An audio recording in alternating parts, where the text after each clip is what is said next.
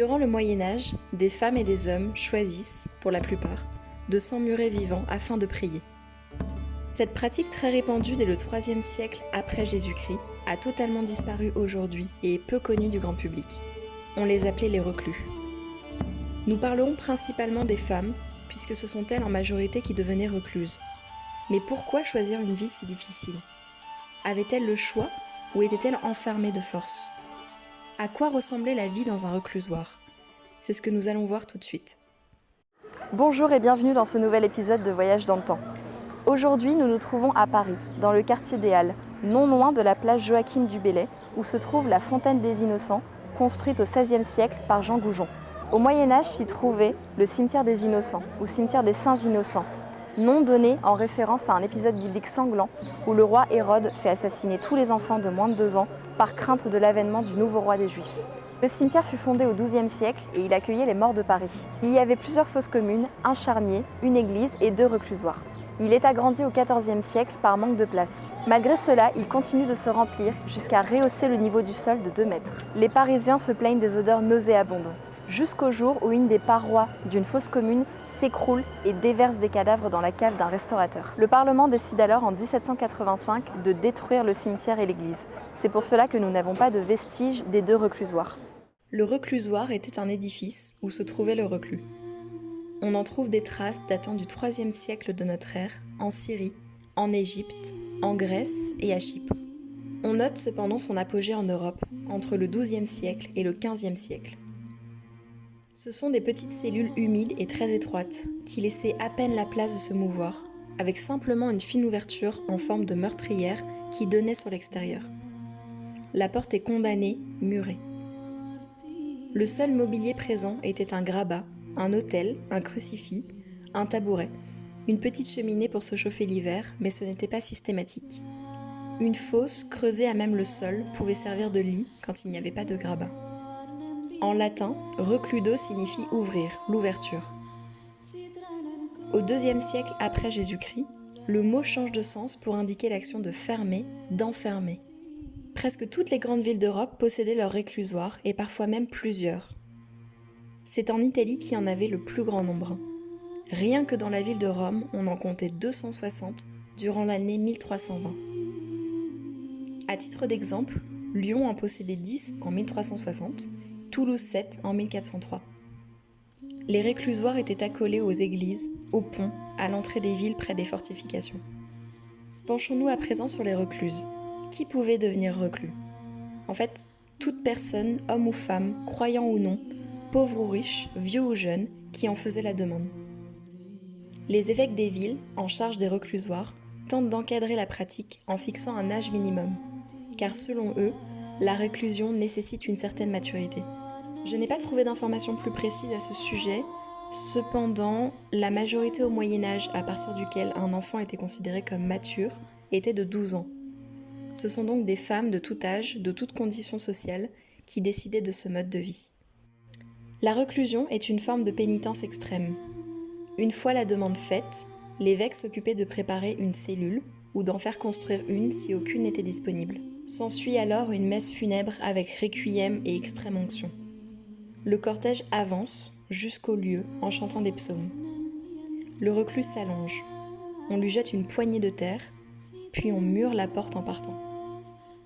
Il est symboliquement mort aux yeux du monde. La cérémonie est à peu près la même partout, sauf à Montpellier, où elle est beaucoup plus festive. On la nomme la novia. Ce n'est plus une symbolique de mort, mais de mariage, de renouveau. Une fois la porte condamnée, la recluse est morte pour la société. Mais est-ce vraiment le cas ? La recluse n'est pas un ermite. Un ermite est indépendant, alors que la recluse dépend des autres pour survivre. C'est grâce aux dons des gens, de l'église ou de l'évêque en nourriture, en eau et en habits qu'on lui apporte chaque jour, qu'elle peut continuer à vivre. L'unique tâche de la recluse était de prier Dieu afin de protéger la ville et ses habitants. Elle était donc très importante. Mais en réalité, leur rôle ne s'arrête pas là. Elles pouvaient communiquer avec le monde extérieur depuis l'ouverture dans le mur. Elles étaient ainsi au courant de ce qu'il se passait dehors. Elles réglaient les litiges, consolaient les âmes en peine. Les gens venaient les voir pour se confier ou pour prier avec elles. Certaines faisaient même la classe aux enfants. Elles faisaient partie intégrante de la société. Au cimetière des Innocents, le premier reclusoire se trouvait contre l'église avec 2 ouvertures, une sur l'extérieur et une autre sur l'intérieur, ce qui permettait de suivre les offices. Le deuxième reclusoire était un peu plus loin dans le cimetière. Nous connaissons le nom de certaines des recluses de ce cimetière. En 1424, Alix la Bourgeotte, une religieuse, décide de se reclure.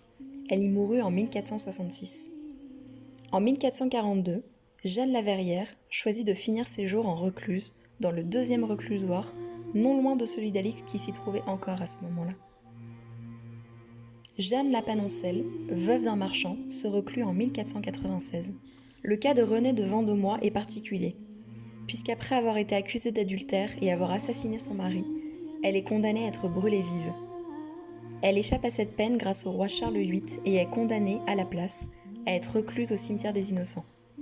Elle y restera jusqu'à sa mort. La plupart des femmes choisissent de se reclure, mais il existe toutefois des exceptions. Pour celles qui avaient le choix, pourquoi décider d'une telle existence ? Au XIe siècle, les femmes font de plus en plus partie de la vie religieuse. Malheureusement, elles sont souvent rejetées, mises de côté. Elles n'ont pas les mêmes fonctions ni les mêmes droits que les hommes religieux. Il n'y a pas assez d'infrastructures pour les accueillir. Des vies hors des institutions monastiques se développent pour pallier à tous ces manques. Émergent peu à peu les ermites, les béguines et les recluses. L'Église crée des règles pour encadrer ces pratiques nouvelles. La vie n'est pas simple quand on est une femme, elle l'est encore moins quand on est une femme au Moyen-Âge. Le réclusoire peut devenir un lieu de paix et de protection pour toutes celles qui ont été rejetées, violées, bafouées. La recluse a un statut particulier. Il était très bien vu de se reclure. C'était sacrifier sa vie au service de celle des autres, prier pour le bien de la ville et de ses habitants. Elle protégeait aussi physiquement la cité, car les assaillants craignaient la colère divine en s'en prenant à un reclusoire. La population du Moyen-Âge les respectait et les percevait presque comme des saintes. C'était une façon rapide de gravir les échelons de la société, mais paradoxalement, c'était aussi une forme de fuite du monde. Quelques prostituées embrassaient cette vie pour acheter leurs péchés et accéder au paradis. Les réclusoires ont dû être le théâtre de grandes dévotions, mais aussi de beaucoup de souffrances. Dès le XVe siècle, la pratique s'étiole peu à peu, jusqu'à disparaître totalement. L'Église est réticente à enfermer des gens. En 1771, la réclusion devient un terme juridique et le châtiment de ceux qui commettent des fautes. C'est la privation volontaire de la liberté pour punir. Les églises sont agrandies, les cimetières déplacés hors des villes, les fortifications détruites, les ponts reconstruits. C'est pour cela que nous n'avons quasiment pas de vestiges des reclusoires malheureusement. Je vous remercie d'avoir regardé cette vidéo, j'espère qu'elle vous a plu et je vous dis à bientôt pour un prochain épisode.